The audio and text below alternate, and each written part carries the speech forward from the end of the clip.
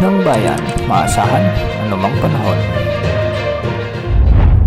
Magandang araw po sa ating lahat. Ngayon ay araw ng Linggo, October 26, 2025 at narito ng pinakahuling update sa magiging lagay ng ating panahon. Sa kasalukuyan ay may minomonitor tayong low pressure area at nabuo ito sa loob ng Intertropical Convergence Zone. Huli itong namataan sa layong 210 km silangan ng General Santos City sa may Mindanao at nakapaloob nga ito sa may Intertropical Convergence Zone o ITCZ at nagdudulot na ito ng malawakang pag-ulan sa malaking bahagi ng Visayas, Mindanao at ilang bahagi ng Southern Luzon. Dahil nga sa LPA na ito, asahan ang maulap na kalangitan na may mga kalat-kalat na pag-ulan at thunderstorms sa may Caraga, Davao Region, Northern Mindanao, Eastern Visayas, Albay, Masbate at Sorsogon. Ang mga lugar na ito ay posibleng makaranas ng mga biglang pagbaha o pagguho ng lupa lalo na kung may mga umiiral na katamtaman hanggang sa malalakas na pagbuhos ng ulan. Samantala ang Intertropical Convergence Zone naman ang nakakaapekto sa nalalabing bahagi ng Mindanao,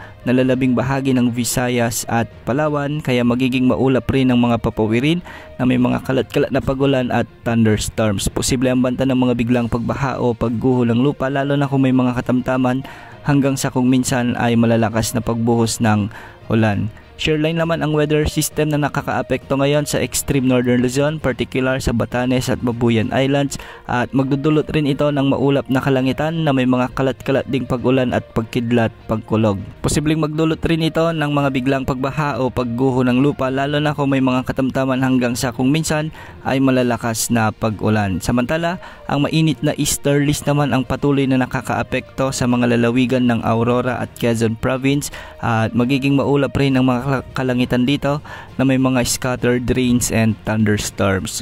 Posibleng makaranas rin ang mga lugar na ito ng mga katamtaman hanggang sa kung minsan ay malalakas na pagbuhos ng ulan na posibleng magdulot ng mga biglang pagbaha at pagguho ng lupa. Para sa nalalabing bahagi ng Luzon kasama na ang Metro Manila ay easterlies din ang weather system na magdadala ng maalinsangang panahon at magiging bahagyang maulap hanggang sa maulap rin ang mga papawirin na may mga tsansa ng mga isolated rain showers and thunderstorms. Posible naman ang banta ng mga pagbaha at pagguho ng lupa dahil sa hapon at gabi ay posibleng may mga umiiral na severe thunderstorms. Ayon sa Pag-asa, mababa pa naman ang tsansa ng LPA na nasa Mindanao na maging ganap na bagyo sa susunod na 24 oras, ngunit magdadala ito ng malawakang pag-ulan sa bahagi ng Mindanao, Visayas at ilang bahagi ng Southern Bicol Region at Palawan.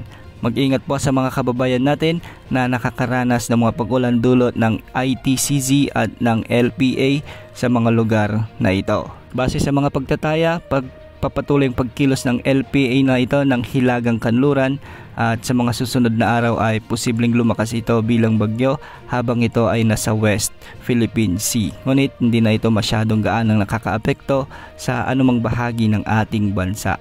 Samantala para naman sa ating long range outlook, isang potensyal na samalang panahon o bagyo pa rin ang patuloy nating minomonitor na posibleng pumasok sa ating area of responsibility sa mga susunod na linggo. Ayon sa GFS model at ECMWF model, posibleng may mamuong bagyo at magkikilos ito ng pakanluran sa mga susunod na araw. Kung kahapon ay tinutumbok nito ang Mindanao at Visayas, ngayon ay Bicol Region hanggang sa Northern Luzon naman ito inaasahang tatama. Antabayan na ng mga susunod na updates ukol sa potensyal na bagyong ito at kung sakali nga ay tatawagin nating bagyong Tino. Yan muna ang latest sa lagi ng panahon. Ito po ang weather update ng bayan, maasahan anumang panahon.